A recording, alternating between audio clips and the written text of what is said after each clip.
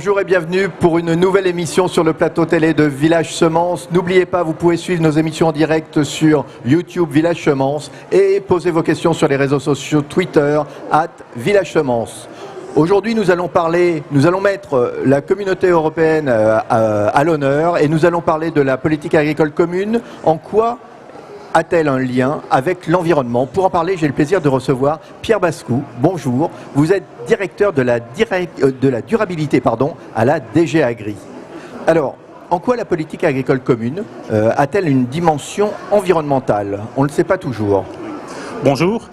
Oui, j'aimerais dire qu'il est tout à fait normal pour l'agriculture et pour la politique agricole commune de contribuer aux objectifs environnementaux de l'Union européenne, car il existe un lien très étroit entre l'agriculture, l'activité agricole et l'environnement.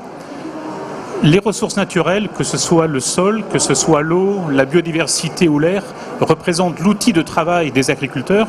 Et en même temps, les agriculteurs sont les premiers gestionnaires des milieux naturels.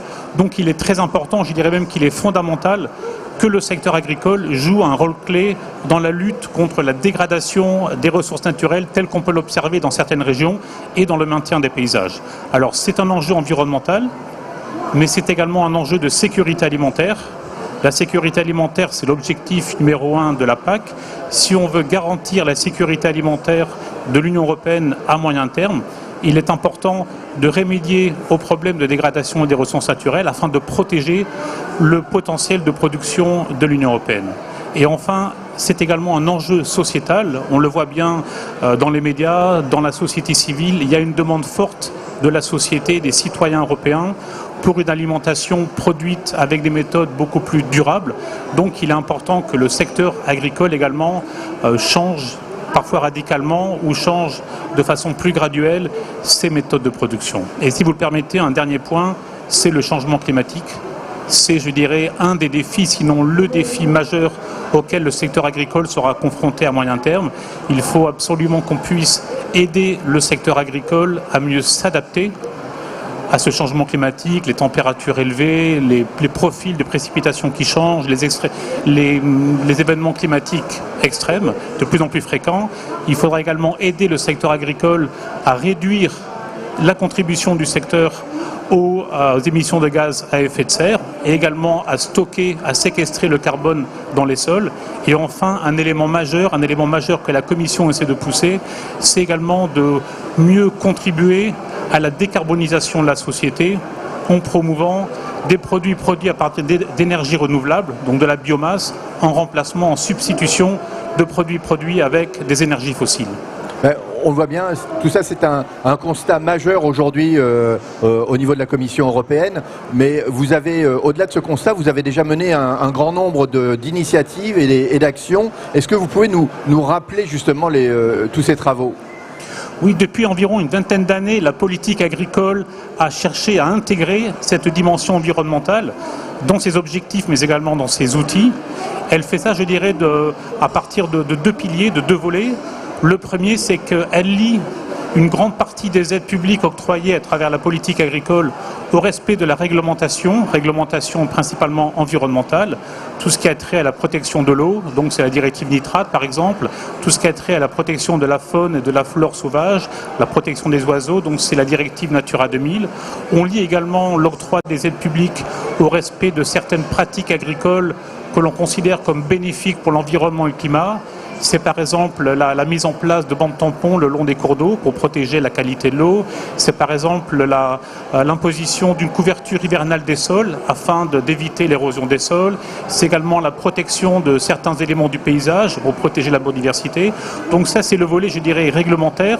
Nous soutenons également financièrement les agriculteurs pour un changement de pratique, donc pour mettre des pratiques agricoles en place, pratiques agricoles qui sont bénéfiques pour l'environnement et le changement climatique.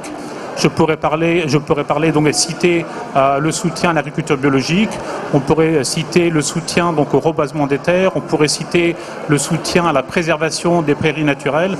Donc c'est un ensemble de mesures qui sont financées par l'Union européenne et je dirais depuis 2015, et c'est le grand changement de cette politique agricole qu'on a actuellement, on a introduit le concept de paiement vert. C'est un paiement qui lie 30% des aides aux revenus, donc c'est pratiquement 12 milliards d'euros par an dans l'Union européenne, au respect de certaines pratiques. Et ce sont trois pratiques. D'une part, la préservation des prairies naturelles, des prairies permanentes, c'est la diversification des cultures et c'est l'introduction de superficies d'intérêt écologique dans les exploitations. Donc, trois pratiques agricoles qui visent à améliorer et à préserver l'impact environnemental de l'activité agricole et qui génère une rétribution financière pour les agriculteurs. Et donc entre ces paiements verts et les mesures agri-environnementales donc volontaires qui sont financées par la PAC, c'est environ entre 16 et 18 milliards d'euros qui tous les ans sont donnés au secteur agricole pour la préservation et pour l'amélioration de la performance environnementale de l'activité agricole. Le grand public ne le sait pas toujours, parce que là vous venez d'évoquer énormément d'efforts de la part de la Commission européenne justement pour aller dans ce sens de l'environnement, du climat, etc. Comment est-ce que vous travaillez d'un point de vue pédagogique? Quelles sont les autres missions d'information finalement que vous pouvez avoir à travers ce besoin? Oui, ce que nous cherchons à faire, c'est d'inciter les agriculteurs au regard en fait des faiblesses et des problèmes environnementaux et climatiques que l'on peut trouver dans certaines zones. Nous cherchons à inciter, soit financièrement, soit à travers des actions de communication, les agriculteurs à changer leurs pratiques culturelles, voire carrément à changer de système de production. Nous sommes dans une large part dans l'Union européenne dans le cadre d'une agriculture conventionnelle, mais nous essayons également de promouvoir d'autres types d'agriculture, agriculture biologique, agriculture de conservation, agriculture de précision. Absolument. Et donc toutes ces actions donnent lieu à des résultats qui sont assez probants. On a réussi depuis environ une vingtaine d'années à réduire de façon substantielle les émissions de gaz à effet de serre, plus de moins 20%. On a réussi à réduire de façon significative la consommation d'engrais, on a réussi à limiter l'érosion des sols, on a réussi à améliorer la qualité de l'eau. Et justement, quel est l'accueil des agriculteurs par rapport à toutes ces démarches? Comment vous le ressentez, vous L'accueil des agriculteurs est extrêmement favorable. Encore une fois, les ressources naturelles, le sol, l'eau, l'air, c'est l'outil de travail des agriculteurs, dont les agriculteurs sont, je dirais, très, très ouverts à ce type de pratique.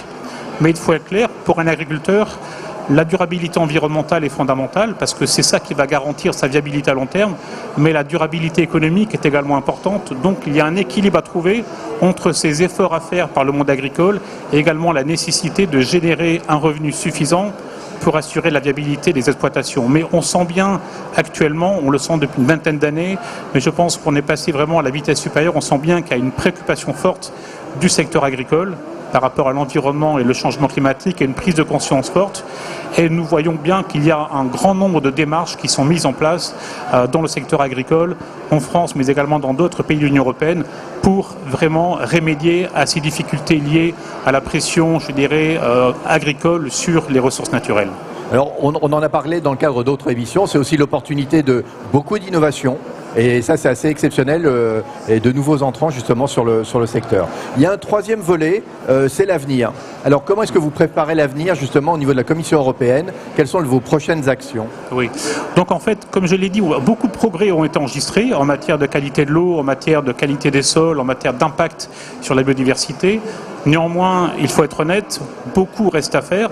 Et donc la Commission européenne a adopté une série de propositions visant à modifier le cadre politique pour la future PAC, c'est-à-dire la PAC qui sera mise en place pour la période 2021-2027 et dans laquelle la Commission européenne donc cherche à responsabiliser et à soutenir le secteur agricole dans cette démarche agroécologique, dans cette transition vers des modèles plus durables, mais également des modèles plus compétitifs et plus résilients. Et ça se traduit principalement par trois éléments.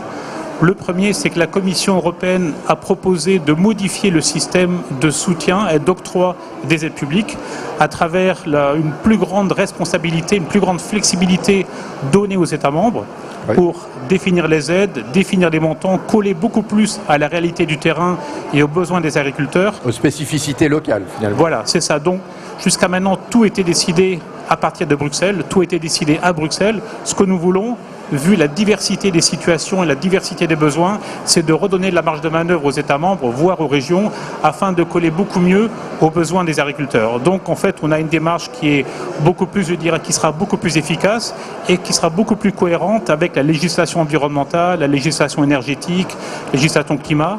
Et on peut dire réactive aussi. Hein. Pardon ? Et on peut dire réactive. Exactement. Et donc, il y aura également un deuxième volet, c'est le soutien financier. Donc, nous allons renforcer le soutien financier aux agriculteurs pour mieux les accompagner dans cette transition.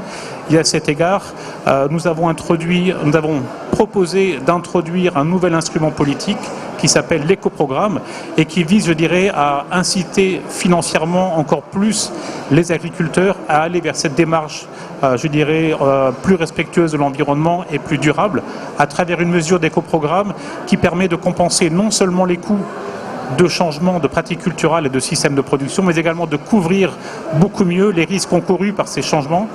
Et le troisième volet, c'est, je dirais, un volet absolument fondamental, c'est la nécessité de mieux accompagner, de mieux entourer les agriculteurs à travers un renforcement du système de formation, à travers un renforcement du système de conseil, à travers également le soutien à l'innovation et une meilleure utilisation de la recherche. On voit actuellement, on vit une vraie révolution technologique dans la société, mais surtout au niveau du secteur agricole, avec la numérisation, avec l'intelligence artificielle, la robotique, l'utilisation des images satellites.